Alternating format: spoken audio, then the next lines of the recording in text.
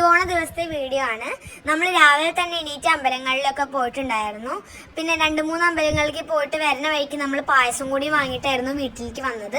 പിന്നെ നേരെ നമ്മൾ രാവിലത്തെ ഭക്ഷണം കഴിക്കുകയായിരുന്നു കേട്ടോ. എന്നിട്ട് നമ്മൾ നേരെ പോയത് അമ്മയുടെ വീട്ടിലേക്കാണ് കേട്ടോ. അമ്മയുടെ വീട് ഗുരുവായൂരാണ്. അവിടെ അമ്മയുടെ അച്ഛനമ്മയും മാത്രമേ ഉള്ളൂ. അപ്പോൾ അവരുടെ കൂടെയായിരുന്നു നമ്മുടെ ഇപ്രാവശ്യത്തെ ഓണം.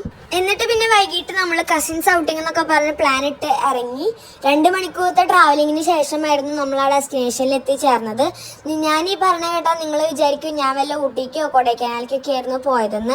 പക്ഷെ ഞങ്ങൾ പോയത് ഗുരുവായൂരിന്ന് ചാവക്കാട് ബീച്ച് കാണാനായിരുന്നു കേട്ടോ. പക്ഷെ നല്ല ട്രാഫിക് ആയതുകൊണ്ട് അവിടെ എത്തുമ്പോൾ തന്നെ നല്ല ഇരുണ്ടിട്ടുണ്ടായിരുന്നു.